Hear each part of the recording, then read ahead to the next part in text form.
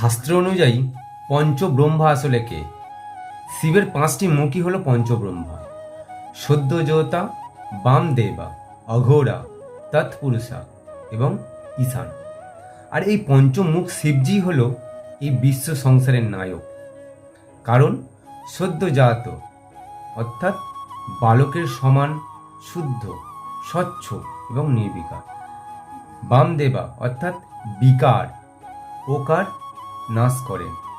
অঘোরা সমাজের জন্য যেটি খারাপ সেটিকে বিনাশ করেন। এবং তৎপুরুষা অর্থাৎ নিজের আত্মার মধ্যে স্থিতি থাকা। আর 5 ঈশান অর্থাৎ জগতের পিতা। আর এই পঞ্চমুখী হলো না মা সি বা ইয়। এই হলো আসল পঞ্চব্রহ্মার ওম নমঃ শিবায়।